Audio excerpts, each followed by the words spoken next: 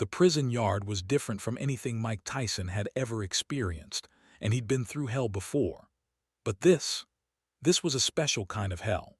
Concrete walls stretching up to the sky, barbed wire coiled thick along the top, guards watching from towers with rifles ready, and everywhere you looked, men who had nothing left to lose. The yard was packed that afternoon, inmates scattered in groups, some lifting weights, others playing cards, most just standing around with that prison stare. Eyes that had seen too much, done too much, survived too much. Mike walked out into the yard for the first time, and every single person stopped what they were doing to look at him. Not because they were fans, not because they respected him, but because everyone in that place knew who Mike Tyson was. Former heavyweight champion of the world, the baddest man on the planet, now just another inmate in an Indiana state prison. And to some of these guys, that made him a target. He was wearing standard issue prison clothes, nothing special, nothing that set him apart except for the fact that he was Mike Tyson. His head was down, not out of fear but out of awareness. He'd learned early in life to read a room, to feel the energy, to know when something was about to go wrong. And right now, the energy in that yard was thick, tense, waiting for something to happen. Mike had been in prison for a few weeks already, kept mostly in isolation during intake and processing, but now he was in general population. This was real. This was where he'd have to live, survive, figure out how to make it through a 6-year sentence without losing his mind or getting killed. And the thing about prison, it doesn't matter who you were on the outside. In here, you had to prove yourself all over again. He found a spot near the wall, away from the main groups, just observing, trying to get a sense of the hierarchy, the power dynamics, who ran what, who to avoid, who to watch out for. But he wasn't alone for long. Within minutes, he felt it. That feeling when someone's watching you, not just looking but studying you, sizing you up, deciding what they're going to do about you. Mike glanced up and saw him. Tall guy, maybe 6'5", built like he'd been lifting weights since he was a teenager, arms covered in tattoos, face hard and scarred from fights that probably started long before prison. He was surrounded by 4 other guys, all of them looking in Mike's direction, all of them clearly part of whatever crew this big guy ran. And the way they were looking at Mike, it wasn't curiosity, it was challenge. The big guy started walking toward Mike, slow, deliberate, his crew following behind him like shadows. Other inmates noticed and started moving out of the way, creating space, because everyone in that yard knew what was about to happen. This was a test. This was the moment where Mike Tyson was either going to establish himself or get eaten alive. Mike stood up slowly, didn't make any sudden movements, didn't show aggression, but didn't show fear either.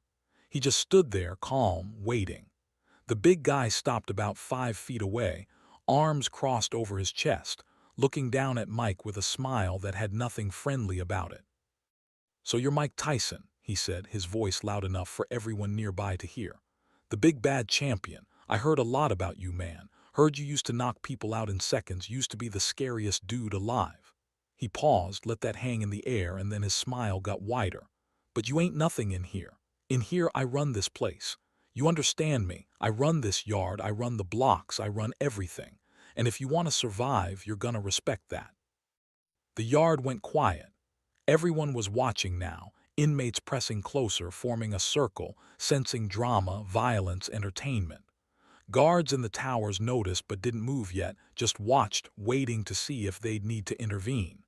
This was prison politics, and unless someone got seriously hurt, they usually let things play out. Mike looked at the big guy, really looked at him, and something inside Mike shifted. He'd been in situations like this his whole life. Brownsville, the streets, the group homes, the juvenile detention centers. There was always someone bigger, someone tougher, someone trying to prove they were the alpha. And Mike had learned early on that how you respond in these moments defines everything that comes after. But here's what most people didn't understand about Mike Tyson at that point in his life. He wasn't the same angry kid from Brooklyn anymore. He wasn't even the same reckless champion who dominated the boxing world. Prison had already started to change him, force him to think differently, to question who he was and who he wanted to be. Cus D'Amato, his trainer and father figure, had died years before, but his voice was still in Mike's head, teaching him even now. Cus used to say, "Mike, violence is easy. Any fool can throw a punch, but knowing when not to throw a punch, that's wisdom, that's real power." And standing in that prison yard, looking up at a 6'5" gang leader who was trying to punk him in front of everyone, Mike had a choice to make. He could do what everyone expected, what the old Mike would have done, and end this in seconds with his fists. Or he could do something different. Mike took a breath and spoke, his voice low, calm, not challenging, not backing down, just matter of fact. "I hear you, man. I ain't here to run nothing. I ain't here to take your spot or challenge you or any of that. I'm just trying to do my time and get out." He paused, let that sink in, and then added, "But I need you to understand something too. I respect you, I respect what you got going here, but I ain't gonna be disrespected. Not by you, not by anyone." The big guy's smile faded. He wasn't expecting that. He was expecting Mike to either fight or fold, to either challenge him or submit. But Mike did neither. He acknowledged the guy's power without giving up his own dignity, and that threw everything off balance. "You think you can just walk in here and set terms?" the big guy said, his voice harder now, aggressive. "You think because you were somebody on the outside that you get special treatment in here?" He stepped closer, invading Mike's space, trying to force a reaction. "I could break you right now, Tyson. Right here in front of everybody. Show everyone that you ain't shit." Mike didn't move, didn't flinch. Just stood there, and when he spoke again, his voice was even quieter than before, but somehow it carried weight, authority, something that made everyone lean in to hear. "You could try," Mike said. "And maybe you'd win, maybe you wouldn't. But either way, what does it prove? That you can fight. Everyone in this yard can fight. That's why we're all here. The real question is, what happens after? Because if you come at me, I gotta come back at you. And then your crew comes at me, and then it escalates, and then the guards get involved, and then we're both in the hole for months, losing privileges, losing time, making everything harder. Is that really what you want?" The yard was dead silent now. Nobody was expecting this. They were expecting Mike Tyson to explode, to show that legendary rage, that knockout power. But instead, he was talking, reasoning, playing chess while everyone else was playing checkers. And the crazy thing, it was working. The big guy hesitated. You could see it in his face, the internal calculation, the realization that Mike wasn't going to give him the fight he wanted, at least not the way he wanted it. And without that fight, without Mike backing down or swinging first, the big guy didn't have a clean win. If he attacked Mike now, after Mike basically offered peace, he'd look like the aggressor, the bully, and in prison, reputation is everything. But wait, because this is where the story gets even more intense. One of the guys in the big guy's crew, a shorter, stockier inmate with a shaved head and cold eyes, stepped forward. "Man, forget this talking. He's playing you, Marcus. Let me handle it." And before anyone could react, he rushed at Mike, fist cocked back, ready to sucker punch him. 5 minutes. That's how long it had been since Mike first walked into that yard, since Marcus first approached him, since this whole situation started building. And in those 5 minutes, Mike had tried diplomacy, tried reason, tried to de-escalate. But now, in a split second, all of that was out the window. Mike's instincts took over. 20 years of training, thousands of hours in the ring, reflexes that had been drilled into his muscle memory so deep they were automatic. He slipped the punch, barely moving his head, and countered with a short, compact hook to the guy's ribs. It wasn't flashy, wasn't dramatic, but it was precise, technical, and devastatingly effective. The guy dropped, gasping for air, clutching his side. The yard erupted. Inmates started yelling, some moving closer, others backing away, guards in the towers shouting orders, alarms starting to sound. But Mike didn't follow up, didn't keep hitting, didn't lose control. He just stood there, looking down at the guy on the ground, then back up at Marcus. "I didn't want this," Mike said, and his voice was tired, sad almost. "I gave you respect, I gave you a way out, and this is what happens." He looked around at the crowd, at all the faces watching him, judging him, deciding what this moment meant. "I ain't here to be your enemy, but I ain't gonna be your victim either." Marcus stared at Mike for a long moment, his crew looking at him, waiting for orders, waiting to see if this was going to turn into an all-out brawl. And then, slowly, Marcus nodded. Not a friendly nod, not a sign of submission, but acknowledgement. Respect, maybe, or at least understanding. "All right, Tyson," Marcus said quietly, just loud enough for Mike to hear. "You made your point." He gestured to his crew, and they picked up the guy who'd rushed Mike, helping him to his feet, walking him away.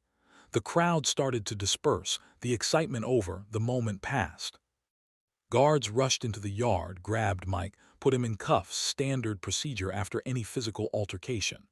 They'd take him to isolation, question him, figure out what happened, decide on punishment. But as they led him away, Mike looked back at the yard one more time and he saw something that surprised him. Respect. Not from everyone, but from enough people that it mattered. He'd been tested and he'd passed, not by being the most violent, but by being the most controlled. Later that night, sitting in a cell in isolation, Mike thought about what had happened. He tried to avoid the fight, tried to use words instead of fists, tried to be the person Cuss had taught him to be. But in the end, violence found him anyway, forced his hand, made him react.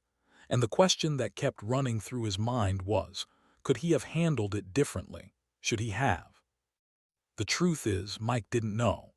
Prison was complicated, survival was complicated, and being Mike Tyson made everything even more complicated.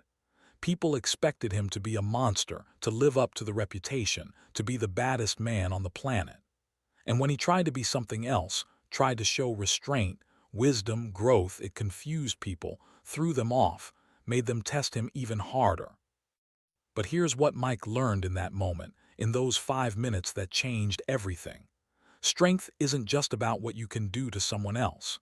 It's about what you can control in yourself. The old Mike, the angry kid from Brooklyn, the out-of-control champion, he would have knocked out Marcus and his whole crew, would have sent a message that nobody could touch him. But the Mike who was sitting in that isolation cell, thinking about Cuss, thinking about his future, thinking about who he wanted to be when he got out, that Mike knew that violence wasn't the answer. Or at least, it wasn't the only answer. Days later, when Mike was released back into general population, something had changed. Other inmates looked at him differently, treated him differently. Not with fear exactly, but with respect. They'd seen that he could handle himself, that he wasn't soft, but they'd also seen that he wasn't reckless, that he tried to avoid conflict when possible. And in prison, that combination, strength with restraint, was rare and valuable. Marcus approached Mike one afternoon in the yard, no crew this time, just the two of them. "I thought about what you said," Marcus told him, "about what happens after. You were right. Fighting you wouldn't have done nothing but make both our lives harder." He paused, then extended his hand. "We good?" Mike looked at the hand, then at Marcus's face, trying to read him, trying to decide if this was genuine or another test. And then he shook it. "We're good," Mike said. And that was it. No grand speeches, no dramatic reconciliation, just two men in a bad situation choosing not to make it worse. But the impact of that moment rippled through the prison, changed dynamics, created a kind of peace that hadn't existed before. And Mike, he realized something profound. The reporter who'd called him a street thug was wrong. The people who saw him as just a fighter, just a violent man with no depth, they were wrong. Mike Tyson was more than his worst moments, more than his mistakes, more than the image the world had created of him. He was a survivor, a thinker, someone capable of growth and change and wisdom. Prison was supposed to break him, punish him, make him regret his choices. And in some ways it did. But it also gave him something unexpected. Time to think, space to grow, perspective he never would have gained if he'd stayed on top of the world, undefeated, unchallenged, unchanged. Those 5 minutes in the yard weren't just about avoiding a fight or establishing dominance. They were about Mike choosing who he wanted to be, not just in prison but in life.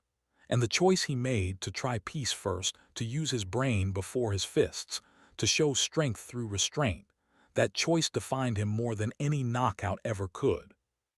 So when you hear about Mike Tyson's prison years, when you read the headlines about the fallen champion behind bars, remember this. The real story wasn't about what Mike lost. It was about what he found. He found wisdom in a place designed to crush hope. He found strength in vulnerability. He found respect through restraint. And he found himself, the real Mike Tyson, not the image, not the reputation, but the human being underneath all the noise. 5 minutes. That's all it took to change everything, to set a course for the rest of his time in prison, to plant seeds of growth that would bloom years later when he got out and started rebuilding his life. 5 minutes of choosing words over fists, strategy over violence, wisdom over rage. And in those 5 minutes, Mike Tyson proved something that nobody expected. The baddest man on the planet was also one of the wisest.